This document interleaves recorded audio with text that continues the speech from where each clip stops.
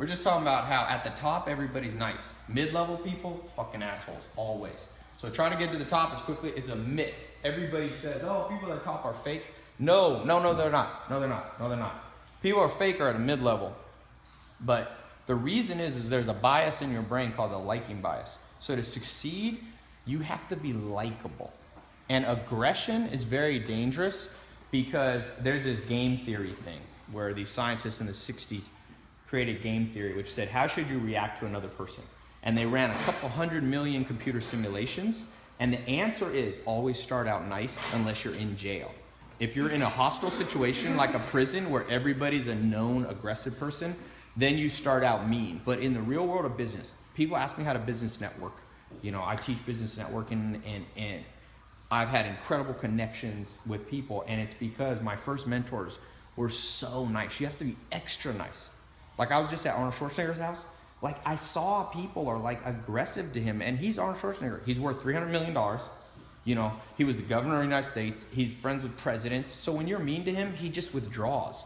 And so what happens is people that jab don't realize, because Arnold Schwarzenegger never gonna take the time to call you out. He already made it. So he'll just back up and be like, oh, great to meet you. And then never talk to you again. And so when you're extra nice, because you don't know what pisses people off, and people are sensitive for different reasons. So I can't tell you how many times when people have observed me doing business networking, they're like, everybody's nice. And I'm like, yes. I was just at the Game 7. I had floor seats. I was with all these crazy people were there. You know, all the billionaires. Sergey Brin, who owns Google, was there. They're really nice people. So my advice to you, if you feel like people are mean or something, hang out with the better quality people. High quality people are not mean. I promise you this. But if you ever finally piss them off enough, they're patient. There's an old saying, beware the wrath of a patient man. For example, right now there's a lawsuit. There was a company called Gawker. It just got put out of business because Peter Thiel is one of the most powerful businessmen in the world. He started PayPal with Elon Musk. He's a multi-billionaire VC investor, and he's gay. And Gawker magazine about 5 years ago wrote an article about him that outed him in a real mean way. Like, guess who's gay? Well, you know what? He didn't say shit for 5 years. And then when they released a sex tape of Hulk Hogan illegally, he gave Hulk Hogan $10 million to sue them. And Hulk Hogan won the lawsuit, $130 million. They're bankrupt. They're done because Peter Thiel's super nice guy, but if you piss him off, there was no reason to attack him. They just never attack a powerful guy. One of my first investors was a billionaire. Let me tell you, nicest guy you ever met, but don't cross them. And that's why my advice in business networking, start out nice. If they're a little mean, go nicer.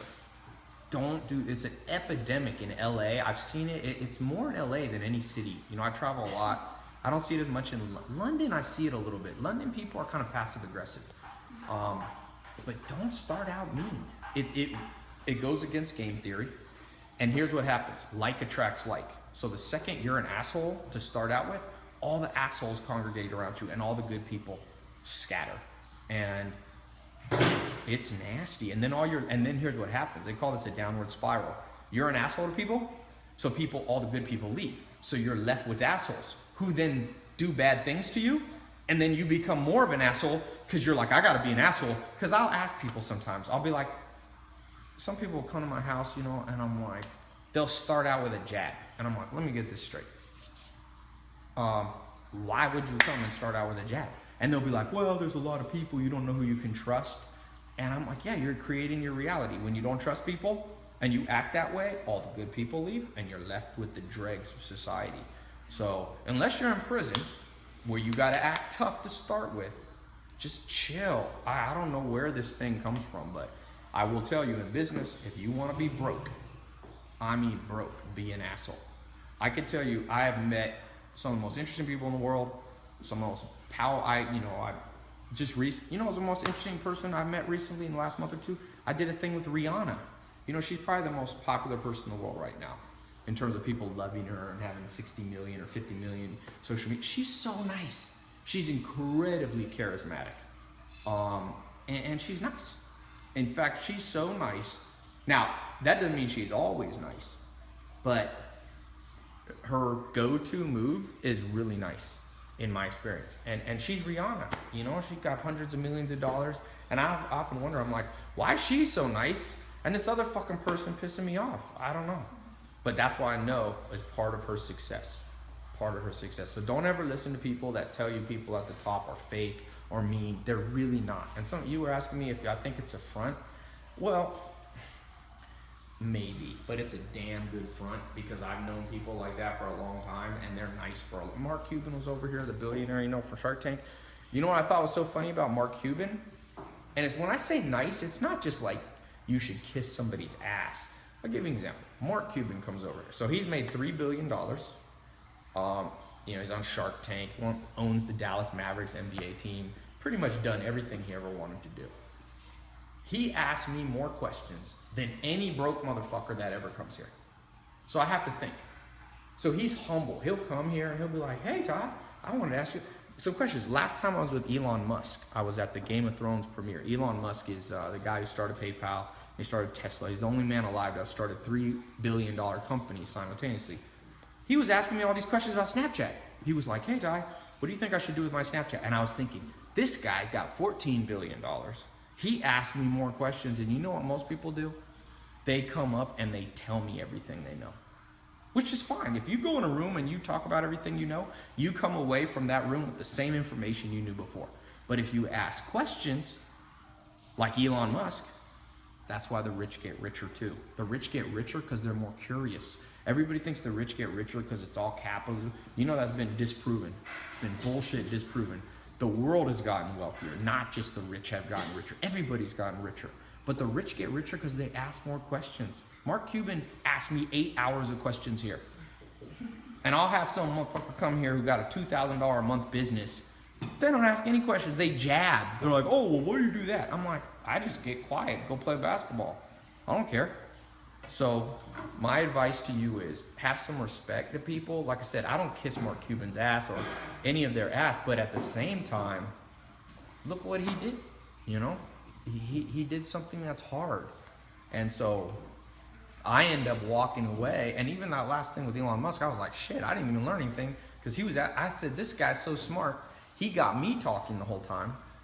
He already knew everything he knew walking in the situation. He got me to tell him all my Snapchat tricks. He walked away not only wealthier in knowledge, but he can apply that to Tesla and all these companies and make even more money. So I always ask myself, all these broke fucking people, why aren't you like Elon Musk? Ask questions. No one wants to hear what you know. People think they're so fucking smart. Let me tell you, people who think they're smart, they ain't never been around smart people. I got lucky when I was young. I got put in a like this thing in California for high IQ kids. Well, it was so high IQ. I have a high IQ, but it was so high IQ. These people were the smartest people in the world. So I never thought I was that smart. I didn't realize that this was the top 20 kids in the United States that I was around. So I always had like a complex like, shit, I'm not that smart. Well, that's a great attitude. I'm glad I learned that. I never think I'm smart. And sometimes I meet people that just think they're so smart. I'm like, really? Warren Buffett reads 8 hours a day for 60 years, and he made $70 billion. He's smart. Stephen Hawking understands the nature of time, the cosmological and ontological, imperative. He's smart. People are smart. They think they're smart because they read 3 books once in a month. Come on now. Be a little more humble. Be a little nicer, and the next thing you know, your bank account goes up. Your circle of friends is way better people. Life gets better. You're happier. So, like I said, very few people will listen to this advice, but some of the best advice I ever got. And it's a win-win situation. Everybody's nicer. And I look for that, boy. And I got these kids. You know the nicest people I've met that are young are these kids who came over to my house. They're 18 years old. They bought an app for $4,000. Now they're making $200,000 net a month at 18. I got a kid on my Snapchat wrote me, and you know what? He asked me a lot of questions. That's why I do a lot of stuff with young kids. Like I didn't even try, but a lot of young kids follow me. This kid's 14. He was making $6,000 a month from his app. He has a cartoon app, number 50 in the world. He asked me some questions. He follows my stuff. He listens. Now he makes $30,000 a day net. He's making $1 million a month at 14 years old, a kid in the ghetto in Atlanta. And you know what? He asked more questions. All these other fucking people think they know everything. I'm like, really? Well, this is why I tell people I think they know everything. Prove it. Show me your bank account. You know shit about business? Let's see. You're such a nice person. You know who's a nice person? Mother Teresa. When she was 12 years old, she took a vow of poverty, chastity, and what was the other one? She basically pledged her life in lifelong service to pick up kids. She picked up 100,000 people off the streets of India, dead and dying. She's a nice person. People compare themselves to bullshit people. They go, oh, I'm nice, Tai. Compared to who? Compared to your dickhead friends? Maybe you are. Compared to Mother Teresa? No. How about Martin Luther King Jr.? You know, he took a bullet. He took dog bites to fight for something. All these people that are aggressive, I'm like, why don't you go be aggressive in a real cause? There's 40 million starving kids in India. If you consider yourself a nice person, get on an airplane. It costs about $700. Go there. When I was, I went to India and I worked on a leper colony. People's faces were falling off. Nobody wanted to be around them. I was like, I'm gonna try being around these people. And I don't consider myself the nicest person in the world, but I know a lot of people that consider themselves nice, but they have nothing to back it up. If you're smart, it'll show real fast. If you're smart, you'll know like 10 or 12 languages. My grandpa's superstar, one of them. He knows 14 languages. So if you're smart, back it up. If you're such a nice person, show me how you're changing the world. Everything else, money and action talk and bullshit walks. And there's a lot of bye in the world. So sometimes I gotta shut down people. I start out nice with people. People fucking start, I'm like, let me shut your ass down. Mark Cuban asked a question, he got $3 billion. Show me your bank account. Why are you so confident? People are so confident. I'm like, I have a 67 steps program. About 150,000 people have gone through a program where I wrote down and recorded 67 things I learned from my mentors. And one of the most important ones is, where does the pride come from? And this is an epidemic in LA. People are so proud of what they haven't done yet. I'm like, how can you be proud of what you haven't done? If I walk in a gym and I'm super overweight, I'm not gonna go over to the people who are lifting weights and are in great shape and go, oh, step aside. It's time for me to use it. And they're like, well, we're here first, man. We're killing the game. And you go, well, in 5 years, I'll look like you. Nobody wants to hear it. Do it, and then you'll get respect from people. Earn respect. And that's the number one reason people jab. And it's because we grew up in a society in the last 40 years where everybody wins a trophy in school now.